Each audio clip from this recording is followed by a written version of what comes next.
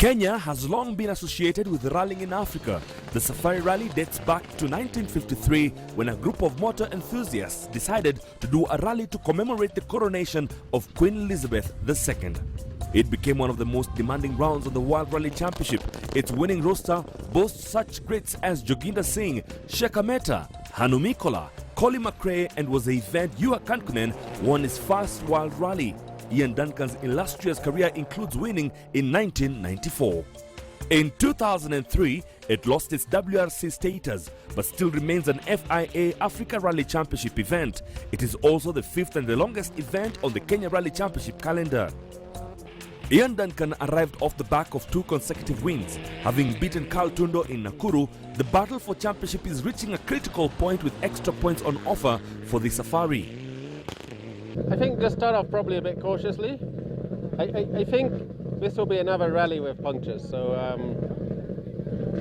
just try and not set the world alight quite on the first stage, but at the same time you don't want to be far behind, so we'll probably think about it on the way more than now. The Safari also attracts a number of foreign entries coming to compete for ARC points, and this year included Zambia's Mohamed Issa, Jassi Singh, Ugandan Jas Mangat, and Rwandan Giancarlo Davite. Drivers have to be registered for the championship, and only Jassi Chate will be scoring points for Kenya. Jas Mangat won the recent Puma Rally of Tanzania, while Jassi Singh led the championship coming into the Safari. Mohamed Issa will be hoping to recover points after rolling out in Tanzania.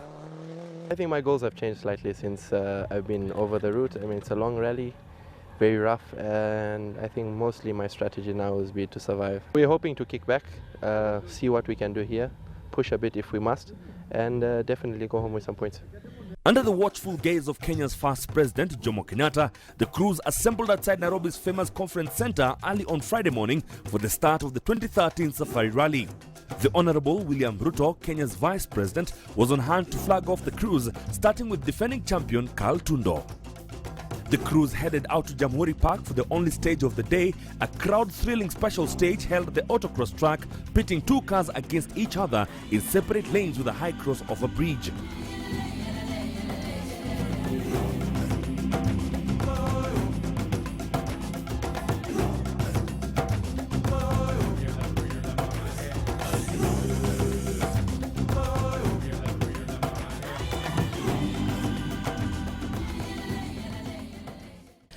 Carl Tundo went fastest, setting a time of 1 minute 49 seconds to take a 2-second overnight lead. He was keen to defend his Safari crown and take maximum points for the title. Baldev Chaga was second. He was looking for a win on the Safari, knowing his championship rivals would overtake him in the title race if they finished ahead of him. Ian Duncan was third fastest. The rally proper would start the next day, but there was plenty of pride at stake. Manveer Barian hasn't had a good season and was looking for a good result in the Safari. Fourth fastest around the special stage was a confidence booster heading into the overnight stop. Jas Mangat was making a welcome return to Kenya, having opted to chase the ARC title this season. He had brought the Evo 10 to Kenya for the first time, setting the 5th fastest time and sharing the ARC lead. Mohamed Issa had painstakingly rebuilt his car in just 2 weeks after rolling heavily in Tanzania. He set an identical time to Mangat, setting the stage for a good battle. Erza Mirza and Quinton Mitchell shared the 7th fastest time. Both normally perform well on special stages under the excited gaze of thousands of spectators. Azhar Anwar had worked hard to get his Evo 8 ready after an uncharacteristic roll on the Nakuru event. The stage is always a good place to get a feel for the car again and see if everything is working right. Jassi Chate rounded out the top 10. His ARC challenge had suffered a blow in Tanzania with engine failure, and he was keen to win on home soil. Raji Barij was probably having the unluckiest season out of everyone, having not recorded a finish yet. Pushing hard, he was using all the track and more.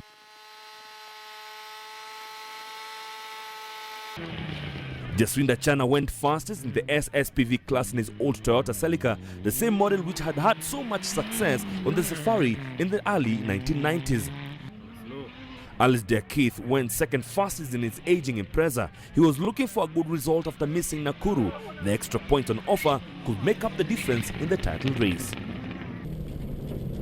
Mahesh Halai went third fastest. The SSPV class would have to start behind much slower Group N cars as they would not be allowed to run amongst the FIA homologated cars. This meant they would likely end up sitting in dust for much of the second day. Jeff Bell was fastest of the classics. He was looking forward to the longer stages that were more like the East African event at the end of the year and suited his car. Jonathan Somen was next in his Mark II Escort, 8 seconds slower than Bell. Rob Hellier was making a welcome return in his 160J. The Malindi driver had only competed in Voi so far this season. He was a second down on Somen. Aslam Khan had missed the last two events after injuring his arm in Nyeri. His title defense all but over. He was back to have fun and was hoping to challenge Bell for the win.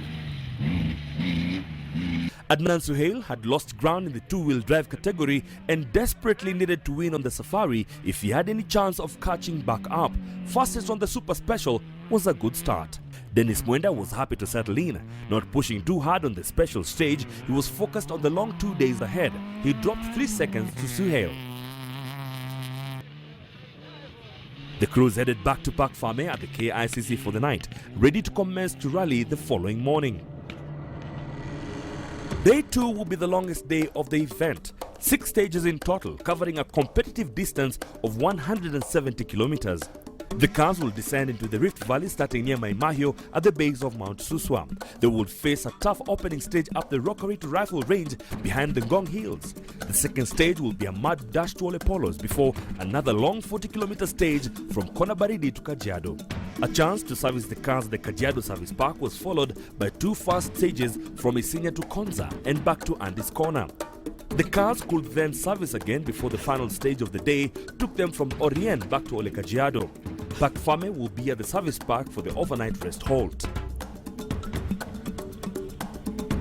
It was a clear morning as the cars arrived at the start of the first stage, with the backdrop of Mount Longonot and the wall of the Great Rift Valley. The first stage was expected to be rough and rocky as the route climbed up the 7 steps to Rifle Range. It was a classic safari stage that could do a lot of damage if the drivers threw caution to the wind. Carl Tundo was fast on the road. He held a slender overnight lead but started cautiously wary of punctures on the rocky route. He was second fastest, dropping 15 seconds. Chaga was third on the road and attacked from the start. Going fastest, he was confident the new reinforced Pirellis would hold up on the rough surface and he knew a win would cement his hold on the championship. Alex Hossie had driven slowly around the Super Special the previous evening but was up to speed on the day's opener, going third fastest despite being a minute slower than Chaga. Ian Duncan hit a ditch hard and was lucky to escape without serious damage. He then drove cautiously. A little too cautiously maybe. He lost a minute and 23 seconds but was still in 4th. Quintin Mitchell was a further 4 seconds behind, settling into a comfortable pace on the morning opener. Azhar Anwar dropped 2 minutes to Chaga, having decided his old tactic of starting cautiously and being consistent will serve him better. 6th after the first grueling stage was a good start. Manvir Baryan was back. He had had a quiet season so far. The R4 Spec Impreza had better suspension travel over the rough than the standard group ends and he was up to 7th. Jashi Chathe led the way in the ARC Challenge. He was 43 seconds faster than his nearest rival and was also up to 9th overall. He had caught Jassi Singh halfway into the stage and lost time sitting in his dust. Frank Tundo moved into 9th overall ahead of fellow Nakuru driver Fahad Bari.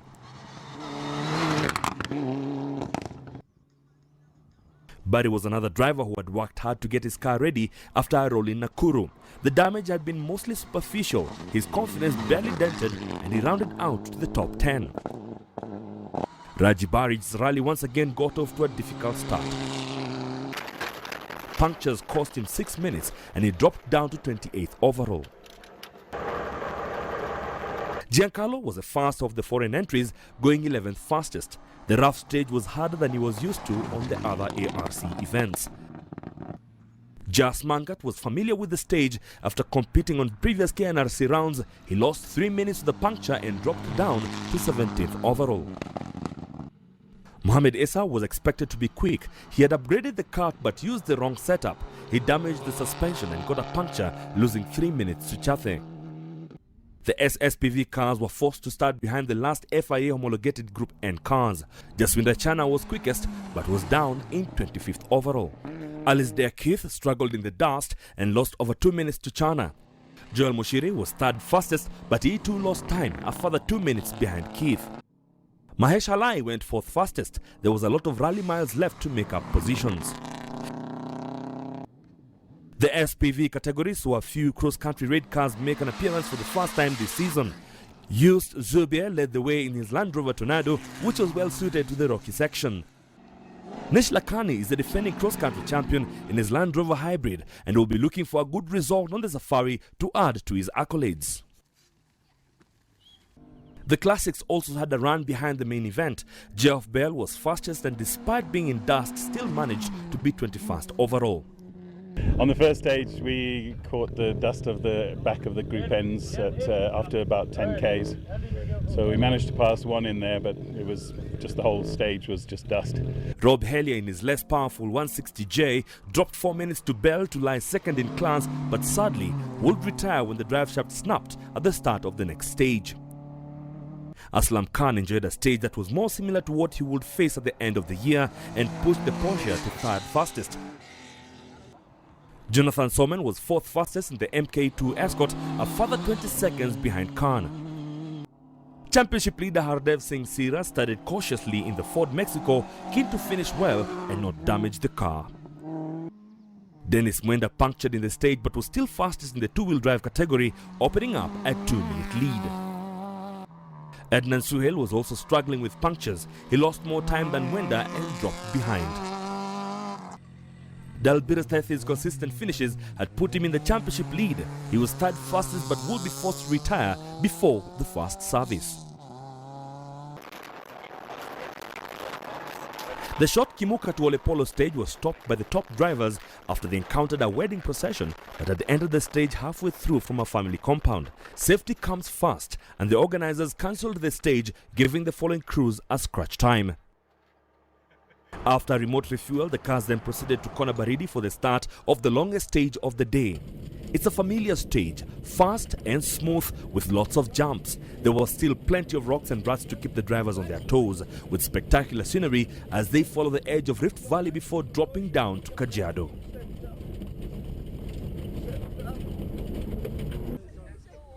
Duncan set about trying to recover time lost on the day's opener and went fastest, 10 seconds quicker than his rivals. He remained in third overall.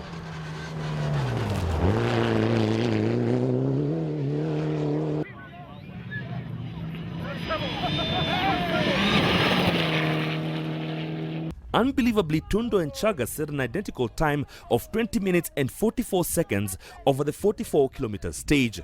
Tundo was unable to take back time on the leader after damaging a rear shock towards the end of the stage.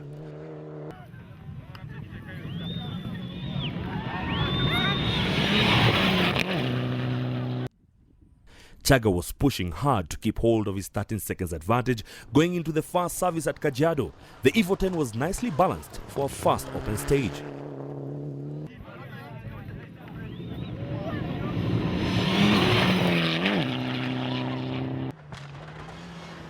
Barrage began his fight back up the leaderboard, going fourth fastest. He was pushing hard, using all the road and climbed 14 places to end the stage, back up in 14th overall. Toka.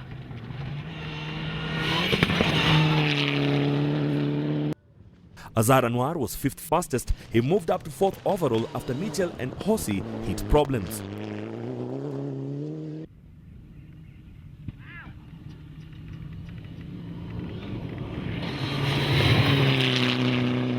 Chathe was 7 seconds slower than Anwar. He had a clear road again and was keen to make up ground, climbing up to fifth and opening up a comfortable 4-minute lead on his ARC rivals.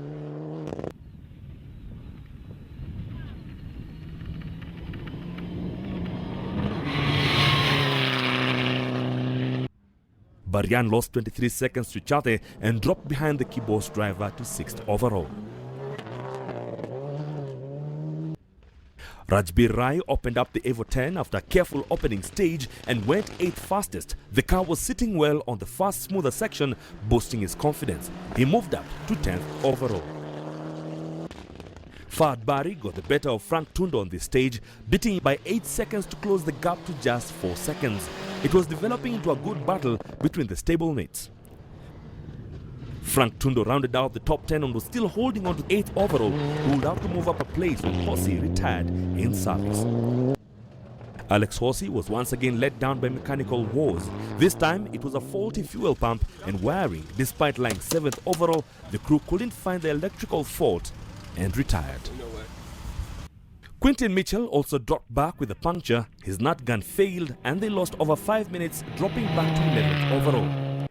Jassi Singh was having to adjust his driving style to get through the rough stages and was increasing his pace. He went 14th fastest to move into 2nd in the ARC standings.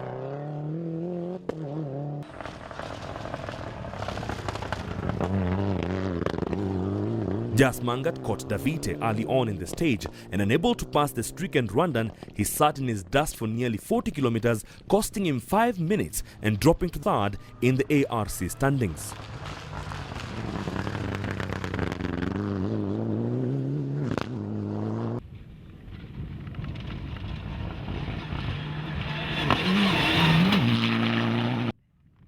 Essa also found the going tough. Another puncture added to his suspension problems meant he dropped further behind and would have to begin a long fight back on the smoother stages. Safari is really tough this year. I mean, we saw a lot of new stages. We tried a different setup to what we had last year, and it hasn't seemed to work out for us. We changed our tires, and we've had a lot more blowouts than we expected, so it happens. In the SSPV class, Keith went quickest, pulling back 2 minutes on Chana to close the gap to just 19 seconds. Halai was 2nd fastest, a minute behind Keith and also beating Chana by a minute. The top 3 were over 5 minutes faster than the rest of the field. Chana was losing ground to the Subarus and needed to push if he wanted to keep hold of his lead. Bell went off towards the end of the stage after landing hard off a jump, puncturing both left-hand side tires and losing several minutes. He still led, but his gap to Khan was narrowed to just 4 minutes. Aslam Khan went quickest in the classics, the Porsche driver enjoying being back behind the wheel after missing the last 2 events. He pulled clear of Somen to consolidate 2nd. Somen went 2nd quickest but dropped a further 22 seconds to Khan. However, with Helia out, he was up to 3rd overall. Mwenda extended his lead in the F2 class to a comfortable 7 minutes and 48 seconds and could afford to back off and conserve the car. He caught and passed Suhail in the stage after Suhail punctured twice.